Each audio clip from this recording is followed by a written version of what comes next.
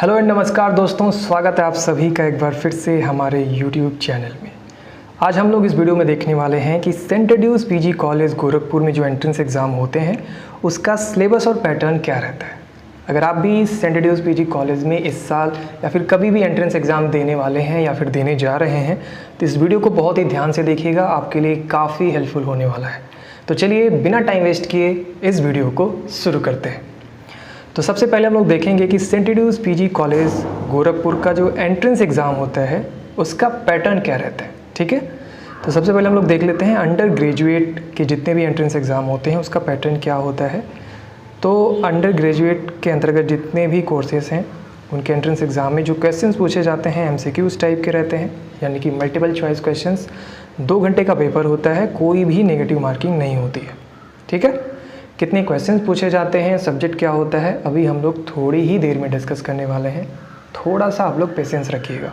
ठीक है, और क्वेश्चंस आता कहाँ से है।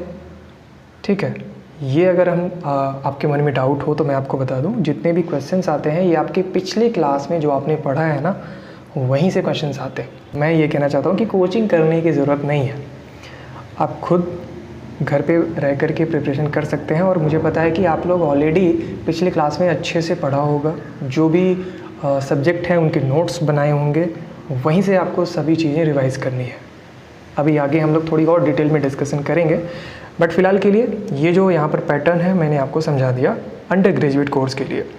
और एक और चीज़ बताना चाहूँगा कि आपके मन में डाउट होता है कि किस लैंग्वेज में क्वेश्चन आता है, क्या हिंदी में क्वेश्चन पूछा जाएगा या फिर इंग्लिश लैंग्वेज में।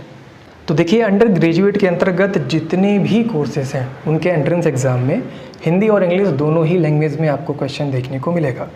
अगर पोस्ट ग्रेजुएशन के एंट्रेंस एग्ज़ाम की बात करें तो उसमें डिपेंड करता है कि आपका सब्जेक्ट क्या है। जैसे मान लीजिए MA हिंदी से करना है आपको, तो उसका जो एंट्रेंस एग्ज़ाम होगा तो वो तो हिंदी में ही होगा। साइंस के जो भी कोर्सेज हैं लाइक MSc मैथमेटिक्स है, MSc केमिस्ट्री है, तो उसके जो एंट्रेंस एग्ज़ाम में क्वेश्चंस होंगे वो इंग्लिश लैंग्वेज में पूछे जाएंगे। तो डिपेंड करता है कि आपका कोर्स क्या है और उसमें किस लैंग्वेज में जो तैयारी है या फिर जो भी पढ़ाई है वो किस लैंग्वेज में होता है, उसके ऊपर डिपेंड करता है कि एंट्रेंस एग्ज़ाम का जो क्वेश्चन पेपर है किस लैंग्वेज में पूछा जाएगा। ठीक है, आई होप आप सभी लोग समझ पा रहे होंगे। आगे बढ़ते हैं, पोस्ट ग्रेजुएट के जितने भी कोर्सेज हैं उसके एंट्रेंस एग्ज़ाम की बात करें उसके पैटर्न की, तो जितने भी क्वेश्चंस पूछे जाते हैं पोस्ट ग्रेजुएशन के एंट्रेंस एग्ज़ाम में MCQs टाइप के ही होते हैं, यानी कि क्वेश्चन रहेगा, 4 ऑप्शन रहेंगे, जो भी ऑप्शन सही है वो आपको OMR सीट पर टिक करना होगा। 1 घंटे का पेपर होगा, कोई भी नेगेटिव मार्किंग नहीं होगी। और कितने क्वेश्चंस पूछे जाएंगे ये अभी हम लोग थोड़ी ही देर में डिस्कस करने वाले हैं। ठीक है, ये हो गया पैटर्न। अब देख लेते हैं इसकी सिलेबस क्या रहता है। सबसे पहले हम लोग बात करेंगे BA के कोर्स की। अंडर ग्रेजुएट कोर्स के अंतर्गत जो BA का कोर्स होता है, इसमें जब आप लोग एंट्रेंस एग्ज़ाम देने जाएंगे तो आपका क्वेश्चन पेपर 3 पार्ट्स में डिवाइडेड होगा, यानी 3 सेक्शन होगा, सेक्शन A, B, C। पहले वाले सेक्शन में रीजनिंग, GK या फिर करंट अफेयर्स से आपको क्वेश्चंस देखने को मिलेंगे। टोटल 40 क्वेश्चन इससे पूछा जाएगा। और जो इंटरमीडिएट में आपने ग्रामर पढ़ा हुआ है हिंदी और इंग्लिश, वहाँ से क्वेश्चंस आपको देखने को मिलेगा 40 question. History, geography, civics, economics, education, psychology, इससे 80 क्वेश्चंस आएंगे। बट वहाँ पर इंस्ट्रक्शन होता है मे बी आपको 50 क्वेश्चन करना हो 80 में से, या फिर हो सकता है 40 क्वेश्चन करना पड़े। ध्यान से पढ़ लीजिएगा, उतना ही करिएगा जितना लिखा होगा। तो इस तरीके से आपके एंट्रेंस एग्ज़ाम में आई थिंक 120 क्वेश्चन पूछा जाएगा। अगर आप BA का एंट्रेंस एग्ज़ाम देने चाह रहे हैं तो 2 घंटे का आपको टाइम मिलेगा। ठीक है, और डाउट ये भी रहता है स्टूडेंट को कि आखिर तैयारी कहाँ से करें। तो मैं फिर से कहता हूँ कि एंट्रेंस एग्ज़ाम में जितने भी क्वेश्चंस आपके पूछे जाते हैं, ठीक पिछले क्लास में आपने क्या पढ़ा हुआ है, जो कुछ भी पढ़ा हुआ है वहीं से सारे क्वेश्चंस पूछे जाते हैं। तो करंट अफेयर्स, GK जो है वो आई थिंक इंटरमीडिएट में नहीं होता है। तो इसको प्रिपेयर करने के लिए यूट्यूब पे बहुत से लोग करंट अफेयर्स के क्लासेस चलाते हैं, डेली कुछ MCQs कराते हैं। तो पिछले 6 महीने के जो करंट अफेयर्स हैं एक बार आप शॉर्ट में जल्दी जल्दी देख लीजिएगा। एंड जो जनरल नॉलेज के इंपॉर्टेंट क्वेश्चंस होते हैं, जनरल नॉलेज के जो इंपॉर्टेंट क्वेश्चंस होते हैं यूट्यूब पे आप सर्च करिएगा, काफ़ी लोग उसके जो MCQs टाइप के क्वेश्चंस होते हैं वो सॉल्व कराते हैं, तो वो आप लोग देख लीजिएगा। रीजनिंग आई थिंक जो यहाँ पे पूछा जाता है वो बहुत बेसिक लेवल का पूछा जाता है और आप सभी लोग कर पाएंगे, ऐसा मैं उम्मीद करता हूँ। तो रीजनिंग, जीके और करंट अफेयर से आपको 40 क्वेश्चन देखने को मिलेगा। इंग्लिश और हिंदी लैंग्वेज का जो ग्रामर वाला पोर्शन होता है वहीं से सारे क्वेश्चंस आते हैं। तो आपने क्लास 5 से लेकर के 12 तक जो कुछ भी ग्रामर में पढ़ा हुआ है वहाँ से कुछ क्वेश्चंस आपको यहाँ पर देखने को मिल जाएगा। बाकी ये जो सब्जेक्ट हैं इंटरमीडिएट में आपने पढ़ा ही होगा, नहीं पढ़ा है तो देखिए इन्हीं टॉपिक से क्वेश्चंस आएंगे, आपको रिवाइज़ करके जाना पड़ेगा, ठीक है। बात करें BSc मैथमेटिक्स की, तो ये जो क्वेश्चन पेपर होता है 4 पार्ट्स में डिवाइडेड होता है। फिजिक्स, केमिस्ट्री, मैथमेटिक्स और इंग्लिश लैंग्वेज से ही क्वेश्चंस आपको देखने को मिलेंगे। फिजिक्स से रहेंगे 40 क्वेश्चन, केमिस्ट्री से फिर 40, मैथमेटिक्स और इंग्लिश इससे भी 40 क्वेश्चन आपको देखने को मिलेगा। और ये जितने भी क्वेश्चंस हैं आपने पिछले क्लास यानी कि इंटरमीडिएट में जो कुछ भी पढ़ा हुआ है वहीं से पूछा जाएगा, कहीं पर भी भटकने की ज़रूरत नहीं है। आपने पिछली क्लास में जो नोट्स बनाया है, जो तैयारी की है, जस्ट उसी को रिवाइज़ करके एंट्रेंस एग्ज़ाम देने जाना है। यकीन मानिए पेपर बहुत अच्छा होगा, सिलेक्शन भी आराम से हो जाएगा। BSc बायोलॉजी कोर्स की बात करें तो यहाँ पर भी क्वेश्चन पेपर 4 पार्ट्स में डिवाइडेड रहते हैं। फिजिक्स से 40 क्वेश्चन आपको देखने को मिलेगा, केमिस्ट्री से भी 40, बायोलॉजी से 40, इंग्लिश लैंग्वेज से भी 40 क्वेश्चन आपके एंट्रेंस एग्ज़ाम में पूछे जाएंगे। इंटरमीडिएट में जो कुछ आपने पढ़ा है प्लीज़ उसको अच्छे से रिवाइज़ करके जाइएगा, सारे क्वेश्चंस वहीं से आएंगे आपके एंट्रेंस एग्ज़ाम में। BCom यानी कि बैचलर ऑफ कॉमर्स की बात करें तो इसमें क्वेश्चन पेपर 2 पार्ट्स में डिवाइडेड रहते हैं। इंग्लिश, हिंदी और 12th लेवल के जो कॉमर्स सब्जेक्ट आपने पढ़ा हुआ है वहीं से सारे क्वेश्चंस आपको देखने को मिलेगा, ठीक है। तो एक बार मैं फिर से कहता हूँ, अगर आप BCom में एंट्रेंस एग्ज़ाम देने जा रहे हैं तो इंटरमीडिएट में जो आपने कॉमर्स पढ़ा हुआ है अच्छे से रिवाइज़ कर लीजिएगा। जितने भी ऑब्जेक्टिव टाइप के क्वेश्चंस वहाँ पर हैं उन सभी को सॉल्व कर लीजिएगा।